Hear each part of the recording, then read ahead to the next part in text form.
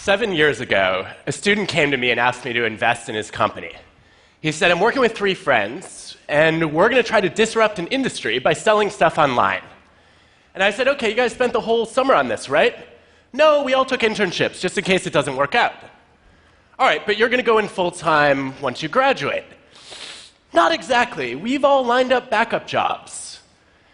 6 months go by. It's the day before the company launches, and there is still not a functioning website.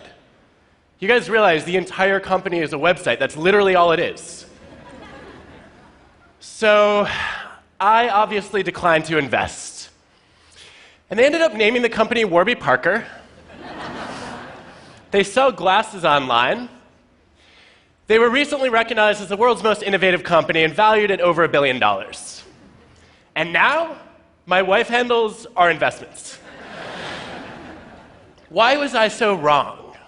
To find out, I've been studying people that I come to call originals. Originals are nonconformists, people who not only have new ideas, but take action to champion them. They're people who stand out and speak up. Originals drive creativity and change in the world. They're the people you want to bet on, and they look nothing like I expected.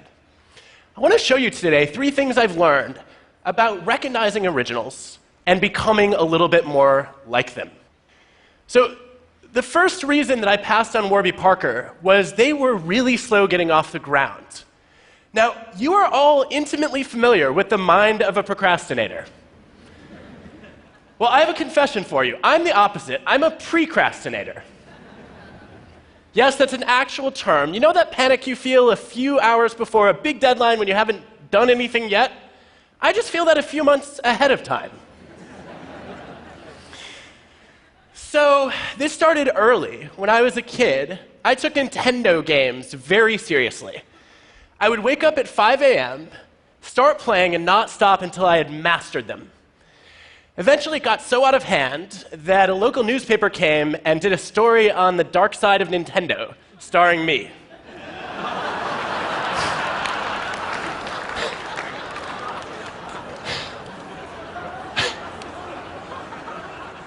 Since then, I've traded hair for teeth. But this served me well in college, because I finished my senior thesis 4 months before the deadline. And I was proud of that. Until a few years ago, I had a student named Jihei who came to me and said, I have my most creative ideas when I'm procrastinating. And I was like, that's cute. Where are the 4 papers you owe me? No, she was one of our most creative students, and as an organizational psychologist, this is the kind of idea that I test.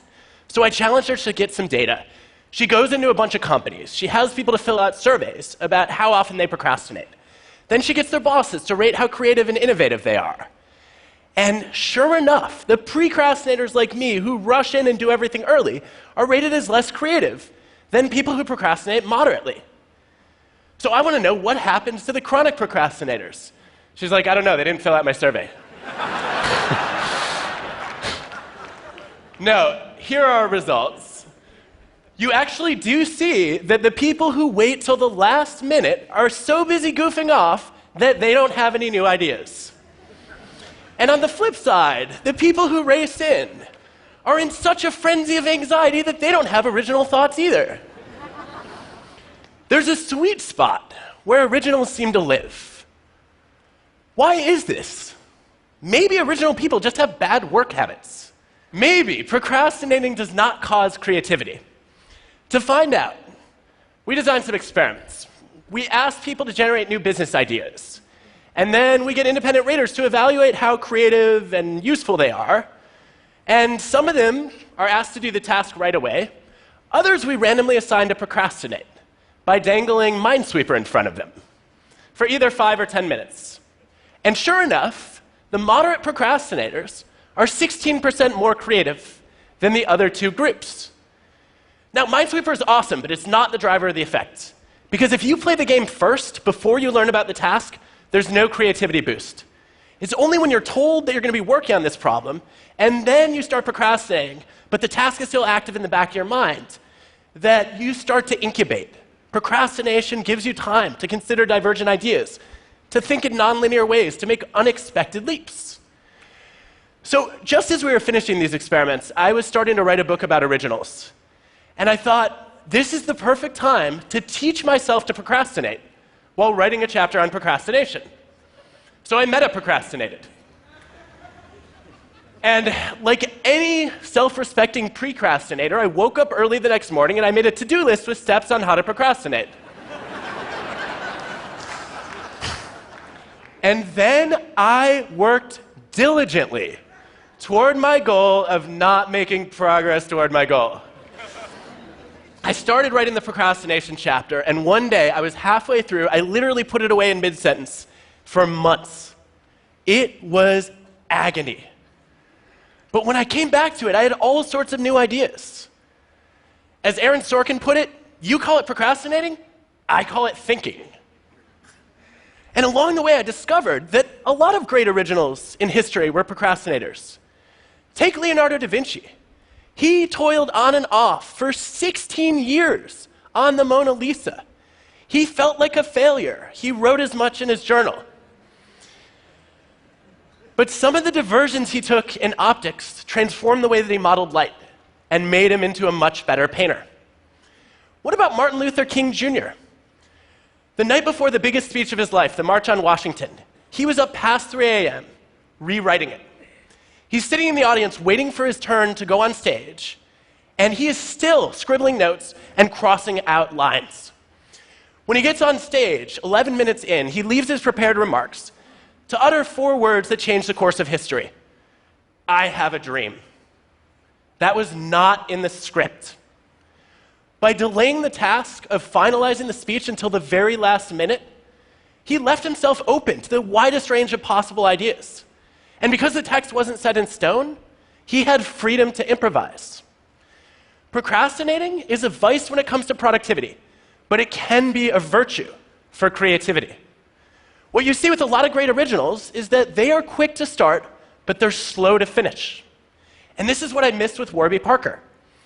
When they were dragging their heels for 6 months, I looked at them and said, you know, a lot of other companies are starting to sell glasses online.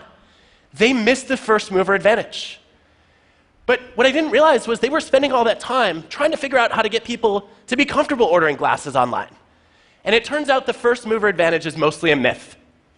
Look at a classic study of over 50 product categories, comparing the first movers who created the market with the improvers who introduced something different and better. What you see is that the first movers had a failure rate of 47%, compared with only 8% for the improvers. Look at Facebook, waiting to build a social network until after MySpace and Friendster. Look at Google, waiting for years after Alta Vista and Yahoo. It's much easier to improve on somebody else's idea than it is to create something new from scratch. So the lesson I learned is that to be original, you don't have to be first. You just have to be different and better. But that wasn't the only reason I passed on Warby Parker. They were also full of doubts. They had backup plans lined up, and that made me doubt that they had the courage to be original.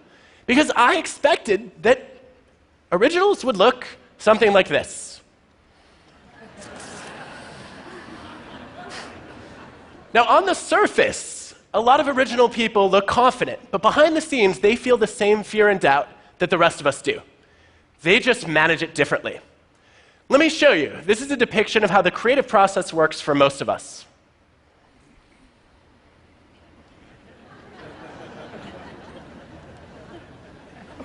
Now, in my research, I discovered there are 2 different kinds of doubt. There's self-doubt and idea doubt. Self-doubt is paralyzing. It leads you to freeze. But idea doubt is energizing. It motivates you to test, to experiment, to refine, just like MLK did. And so the key to being original is just a simple thing of avoiding the leap from step 3 to step 4. Instead of saying, I'm crap, you say, the first few drafts are always crap, and I'm just not there yet. So how do you get there? Well, there's a clue, it turns out, in the internet browser that you use. We can predict your job performance and your commitment just by knowing what web browser you use. Now, some of you are not going to like the results of this study. But there is good evidence that Firefox and Chrome users significantly outperform Internet Explorer and Safari users. Yes! They also stay in their jobs 15% longer, by the way. Why? It's not a technical advantage. The 4 browser groups, on average, have similar typing speed, and they also have similar levels of computer knowledge. It's about how you got the browser. Because if you use Internet Explorer or Safari, those came pre-installed on your computer, and you accepted the default option that was handed to you. If you wanted Firefox or Chrome, you had to doubt the default and ask, is there a different option out there? And then be a little resourceful and download a new browser. So people hear about this study, and they're like, great, if I want to get better at my job, I just need to upgrade my browser? No, it's about being the kind of person who takes the initiative to doubt the default and look for a better option. And if you do that well, you will open yourself up to the opposite of déjà vu. There's a name for it. It's called vujade. Vujade is when you look at something you've seen many times before and all of a sudden see it with fresh eyes. It's a screenwriter who looks at a movie script that can't get the green light for more than half a century. In every past version, the main character has been an evil queen. But Jennifer Lee starts to question whether that makes sense. She rewrites the first act, reinvents the villain as a tortured hero, and Frozen becomes the most successful animated movie ever. So there's a simple message from this story. When you feel doubt, don't let it go. What about fear? Originals feel fear too. They're afraid of failing. But what sets them apart from the rest of us is that they're even more afraid of failing to try. They know you can fail by starting a business that goes bankrupt or by failing to start a business at all. They know that in the long run, our biggest regrets are not our actions, but our inactions. The things we wish we could redo, if you look at the science, are the chances not taken. Elon Musk told me recently he didn't expect Tesla to succeed. He was sure the first few SpaceX launches would fail to make it to orbit, let alone get back. But it was too important not to try. And for so many of us, when we have an important idea, we don't bother to try. But I have some good news for you. You're not going to get judged on your bad ideas. A lot of people think they will. If you look across industries and ask people about their biggest idea, their most important suggestion, 85% of them stayed silent instead of speaking up. They're afraid of embarrassing themselves, of looking stupid. But guess what? Originals have lots and lots of bad ideas. Tons of them, in fact. Take the guy who invented this. Do you care that he came up with a talking doll so creepy that it scared not only kids but adults too? No, you celebrate Thomas Edison for pioneering the light bulb. If you look across fields, the greatest originals are the ones who fail the most, because they're the ones who try the most. Take classical composers, the best of the best. Why do some of them get more pages in encyclopedias than others, and also have their compositions re-recorded more times? One of the best predictors is the sheer volume of compositions that they generate. The more output you churn out, the more variety you get, and the better your chances of stumbling on something truly original. Even the 3 icons of classical music, Bach, Beethoven, Mozart, had to generate hundreds and hundreds of compositions to come up with a much smaller number of masterpieces. Now, you may be wondering, how did this guy become great without doing a whole lot? I don't know how Wagner pulled that off.